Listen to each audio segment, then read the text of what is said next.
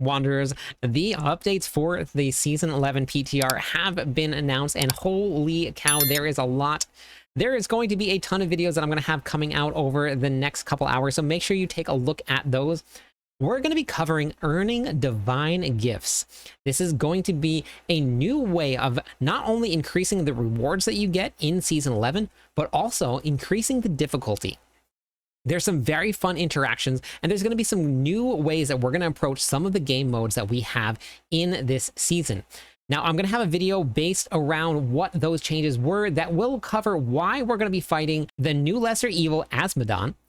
We're going to be fighting Duriel in Helltides. We're going to be fighting Belial in the pits, and we're going to be fighting Duriel in the Undercity. Now, why are we going to be doing that? You can check out that video for it, but that will directly relate to earning divine gifts. As you do each of those activities, you will be earning divine favor. Those divine favor will be used to level up your divine gifts. Now, this is what the interface is going to look like. Now, we have seen interfaces like this before, but we haven't really had anything used like this. These are not going to influence how your character does damage, so it's going to be a very unique take on how we're going to play the season. And the fun part about it is that you don't have to slot them in. If you put something in and you find that it's too difficult at the time with your current character setup, you can remove them out and take out that difficulty. So what this is going to be here, and we're going to look at in the season here, Duriel is making a return from Diablo 2. This is going to be the very first angel that we get to interact with in Diablo 4, which is incredibly exciting. The angels are incredibly well designed in Diablo, one of my favorite character designs in an ARPG. I would love to be able to play one. Hopefully that's coming soon. Blizzard, if you're listening, let's get one of those in the game so we can play it. How this is going to work: Duriel has returned to Sanctuary to grant a rare boon in the fight against the newly returned lesser evil. Duriel provides a fraction of the power the high heavens possesses, which manifests as divine gifts. These boons imbue you with great rewards and great opportunity. Each divine gift has 3 components: a reward, a corrupted gift, and a purified gift. So you're going to see your rewards, you're going to see your purified, and then you're going to see your corrupted here. So you have the reward, then you have your purified reward, and then you're going to have your corrupted. So there's a lot of really fun interactions with this, and you get to choose how you play the events. Within the divine gift panel, within your inventory, divine gifts can be slotted in the interior to activate the purified gifts. Within the divine gift panel, within your inventory, divine gifts can be slotted into the interior to activate the purified gifts, or the exterior to activate the corrupted gifts. When slotted, the divine gifts will activate the reward bonuses associated with each gift, increasing the rewards for the specific divine gift. Corrupted gifts will make each activity they relate to more difficult, but grant the reward for the bonus divine gifts. Purified gifts remove the negative effect, add a positive effect, and double the rewards gained. Each corrupted gift slot are unlocked automatically. Progress through the seasonal reputation board to unlock your purified gift slots. Those are going to be found for the divine gifts. So as you go through your seasonal reputation board, you're going to unlock the purified gifts, and your corrupted slots will automatically be unlocked. So that's going to be the ones right around the edge here. These purified gift slots are unlocked the following divine favor ranks. So at rank 2, you're going to get Duriel unlocked. At rank 4, you'll have Duriel. At rank 6, you'll have Azmodan. And at rank 8, you'll have Belial. Killing the lesser evil for the first time drops their corrupted essence. Returning this essence to Duriel will unlock the 2 divine gifts associated with the lesser evil. Once unlocked, you'll earn experience towards leveling up each of the related divine gifts by killing the lesser evil or any of their minions. Their minions will be in Helltides, Undercity, the pits, or doing the summon to get Azmodan. Probably also will count during the world boss when you fight him. Now, we're going to go over the different essence that you have here. These are going to be your gifts here. You're going to have the Essence of Pain. Rewards: Pang of Duriel can drop socketable items in Helltides. Double that while purified. As you upgrade your ranks, higher quality rune and gems will drop.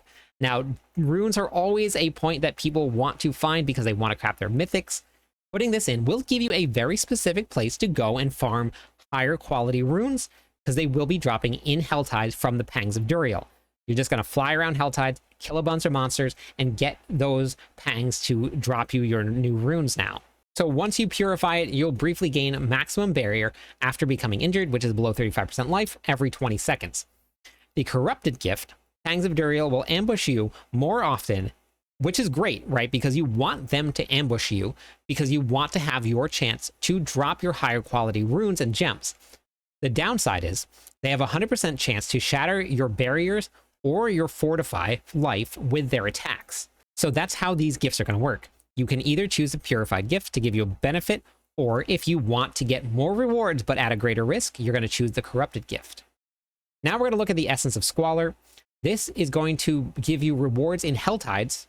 Once this goes live, we'll get to see just how much experience this gives us. Maybe this is going to be your new 300 grind, is just going to be going around Hell Tides, killing monsters. You mix it in with the pits. They did touch a little bit on how they're going to try and even out experience gains throughout the entire game. Purified gift, refill your healing potions once every 20 seconds. Now, if you watch the overview of everything that I posted, you will be only having 4 healing potions now. You can pick them up, but they will also restore 1 healing potion every 30 seconds.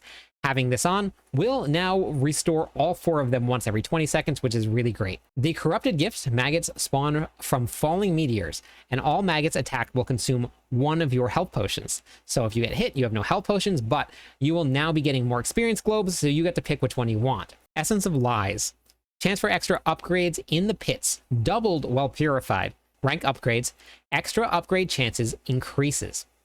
We're now going to have increased chances to upgrade your glyphs in the pits, which is absolutely amazing. If you purify this, fortify yourself for 1% of your maximum life. If you take the corrupted option, Belial's eyes are filled with malice and will focus you with a beam that deals 10% of your maximum life per second. Essence of Shadows, rewards, vanquish the pits to earn immense amount of gold, doubled while purified, and your ranks will increase the gold amount. We'll have to see exactly how much that immense amount of gold is. However, we will probably not be spending as much gold this season because we probably won't be spending as much on masterworking. Your purified gifts briefly become unstoppable when crowd controlled every 12 seconds. Now that's a little long. Corrupted gift, Belial's apparitions are empowered and their attacks will daze you for 3 seconds or knock you back. Essence of Sin, the reward, survive the world boss encounter to earn activity keys. Doubled well purified. Ranks, higher quality dungeon key drops, which is very cool. So these are going to be your Infernal Hordes, your Nightmare dungeons. Now this is something that I actually think is very cool, and I would hope to see more of this in the game. At rank 2, you're going to get a weekly cache, and that will award huge amounts of activity keys.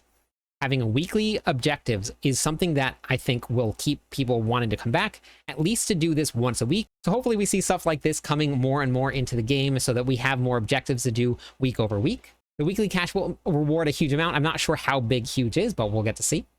And then rank 5, more compasses and tributes drop across Sanctuary. That's just the entire map. Wherever you're fighting, you're going to see more.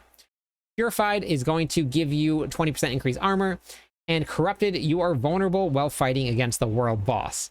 So I'm assuming this survive the world boss encounter means that you have to stay alive the entire time, which means that if you go there and you AFK and then you die, you do not get this activity bonus here.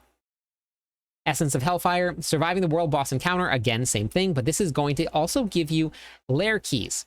So you're going to get your dungeon keys, and you're also going to get your boss keys from doing the world boss, which means that the world boss is now going to have a lot more significance in making sure that you get to do it. Your higher quality lair bosses are going to drop as you upgrade your ranks, and another weekly cache with huge amounts of lair boss keys. Rank 5, more lair boss keys are going to drop across Sanctuary. When you're purified, your direct damage has a 10% chance to stun enemies for 1 second. And the corrupted gift is meteors are going to rain down upon you while you're fighting the world boss. Essence of Anguish, your rewards, vanquish the Undercity to earn obols. Double that while purified. Rank upgrades. Obol amount is going to be increased.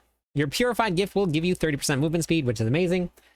Then your corrupted gift, manifest of Anguish, lurk throughout the Undercity and attach lightning siphons to you and slow you by 70% while you are close to them. Essence of Screams. Your rewards: vanquish the Undercity to earn salvage materials, double well purified. Upgrading your ranks, higher quality of salvage materials drop, which will be used for masterworking. Your purified amount is you're going to gain 20% increased resistances.